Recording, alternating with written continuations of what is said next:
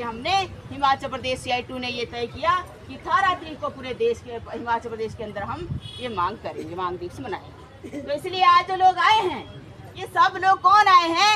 अपना छुट्टी देकर। हमारी आंगनबाड़ी की बहनें आई हैं संख्या में, भले जितने भी आए हैं, लेकिन छुट्टी दे के आए। आज हड़ताल नहीं है, छुट्टी दे के आए अपनी मांग को लेकर। मिड डे मील वाले छुट्टी दे के आए हैं।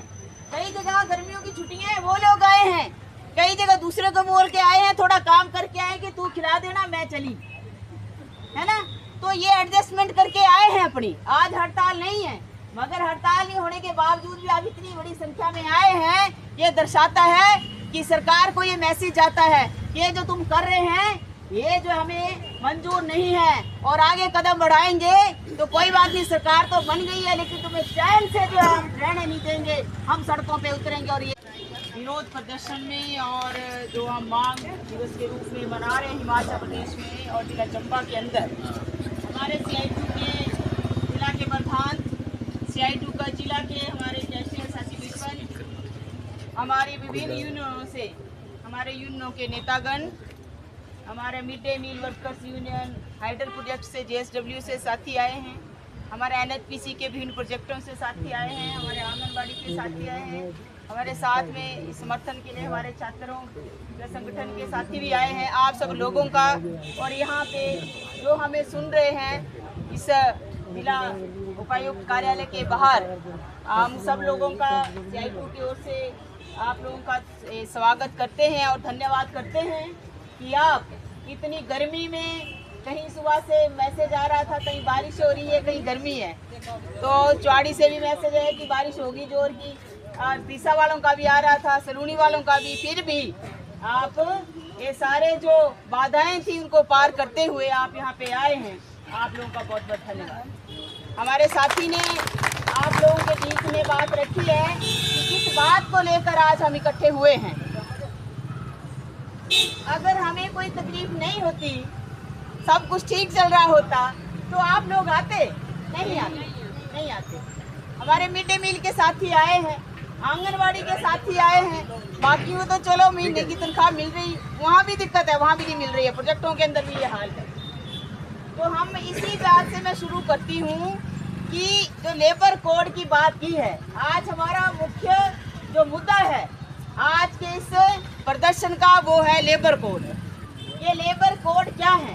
पहले हम इसको बोलते थे श्रम कानून, अब श्रम कानून ना बोलकर लेबर कोड, श्रम संहिता ये बोलते हैं हम। तो जो हमारे 44 श्रम कानून थे, उनको सबको जो है सरकार ने सुधार के नाम पर उसको बदल दिया है और 4 लेबर कोड में लेके आए, जिसमें आपका वेतन संबंधी कोड है, जिसमें आपका क्या नाम सोशल सिक्योरिटी संबंधी है, जिसमें स्वास्थ्य संबंधी है। तो इस तरह से अलग अलग नाम करके इन्होंने जो बड़ा लेबर कोड थे, कानून थे, उनको छोटा कर दिया है और उसमें आपका जो है वो पूंजीपतियों को, मतलब जो मालिक है, उसके फायदे के लिए उन कानूनों को बनाया गया है। अब आप मिड डे मील आंगनवाड़ी सोचेंगे कि भाई इससे हमारा क्या नाता है, हमें क्यों बुलाया, हम क्यों आए, लेबर कोड है। आज सबसे बड़ी समस्या हिमाचल प्रदेश के अंदर जो स्कीम वर्कर है, चाहे वो मिड डे मील है, चाहे आंगनवाड़ी है, चाहे आशा वर्कर है, क्या है? वेतन का भुगतान समय पर नहीं हो रहा है कि नहीं है? है ना। ये हमारे प्रोजेक्टों के साथी आए हैं, ये तो हर महीने जो है इनको पेमेंट लेट होता है और वे 4-4 दिन बंद भी कर देते हैं पेमेंट को लेकर, 3-3 महीने की नहीं। तो ये प्राइवेट सेक्टर में हम सोचते थे, सरकारी सेक्टर में ऐसे नहीं होता था। तो पहले कानून की अवहेलना कौन कर रहा है? वेतन का क्या कानून है? पहले हर महीने के पहले सप्ताह में, मतलब 7 तारीख के अंदर जो है आपको जो श्रमिक की श्रेणी में आते हैं उनको पेमेंट मिलना है, मतलब 7 तारीख तक आपको पेमेंट हो जानी है। सरकारी ये जो DC हैं या दूसरे अधिकारी, इनको तो 30 तारीख से पहले हो जाती है या 3 तारीख तक हो जाती है, उसके आगे नहीं जाता है। मगर ये बाकी लोगों के जहाँ ज़्यादा लोग काम करते हैं तो कम से कम सप्ताह के एक पहले हफ्ते में 7 दिन के अंदर पेमेंट का भुगतान करना है। ये है लेबर लॉ का श्रम कानून है, उसके तहत आपको हर महीने तनख्वाह मिलती है समय पर। आज क्या संकट है? आज हिमाचल प्रदेश सरकार, दिल्ली की सरकार स्वयं श्रम कानूनों का उल्लंघन कर रही है। अभी तो लेबर कोड लागू नहीं है, अभी लेबर कोड नहीं आया जिसमें आपका फिक्स टर्म रोजगार होगा, मालिक के अनुसार ही उसकी शर्तों के अनुसार आपको काम करना होगा। तो आज तो आपका फिक्स टर्म एम्प्लॉयमेंट नहीं है, आज शर्तें वैसी नहीं है, मगर आज श्रम कानून के अवहेलना सबसे बड़ा कोई दोषी है तो भारत सरकार और हिमाचल प्रदेश की सरकार है। तो यहां से शुरू हो गया है। श्रम कानूनों के तहत आपको सुविधाएं मिलनी है, छुट्टियां मिलनी है जो सरकार देती है। सरकारी क्षेत्र में या एनएचपीसी के लोग आए हैं, क्या है काम तो वहां कर रहे हैं, मगर सरकार की ओर से जो छुट्टियां मिलती हैं वो नहीं मिलती इनको। क्यों? क्योंकि जैसे मिड डे मील वालों को बोला कि तुम वर्कर नहीं है, मास्टर को तो छुट्टी है, हेड मास्टर को भी है, चपड़ासी को भी है, बाबू को भी है, मिड डे मील वर्कर को छुट्टी नहीं है। कोई नुकसान हो जाए, कोई बीमार हो जाए, भैया इंतजाम करके जा खिचड़ी बनाने का, इंतजाम करके जाओ फिर जाओ, बंदी मुकान गई है हमारे, ऐसे बोलते ना है, सब जाओ आप पहले इंतजाम करके जाओ, बाकियों को छुट्टी है। तो क्या है, ये सरकार का कानून है ना। लेकिन सरकारी सेक्टर के अंदर, सरकार के कानून विभाग के अंदर ये कानून लागू नहीं हो रहा है। कौन करेगा? सरकार को करना है, सरकार नहीं करती है, भेदभाव है। इसी तरह वो जो एनएचपीसी के अंदर लोग काम करते हैं उनका क्या है, बोला तुम सबको छुट्टी है, लेकिन किसको नहीं है, बोला तुम आउटसोर्स हो। ठेका का वर्कर है तो छुट्टी नहीं मिलेगी, कैजुअल लीव नहीं मिलेगी, सिक लीव नहीं मिलेगी, मेडिकल लीव नहीं मिलेगी, अर्न्ड लीव नहीं मिलेगी, जो सरकार को जो श्रम कानून के अंदर आपको मिलता है। क्या कर दिया सरकार ने? ये अभी तो कोई कानून नहीं आया, सरकार ने ऐसे जो है कैबिनेट में पास किया फिक्स टर्म एम्प्लॉयमेंट का। ठेकाकरण जो है, जो आपका स्थायी काम है, स्थायी किस्म का जो रोजगार है, वहाँ पे कच्चा का नौकरी नहीं हो सकती है। सुप्रीम कोर्ट बोलता है, क्या बोलता है कि जहाँ पे भी पक्के किस्म के काम है वहाँ पे पक्का रोजगार मिलना है। तो उसको लागू कौन करेगा? सरकार करेगी।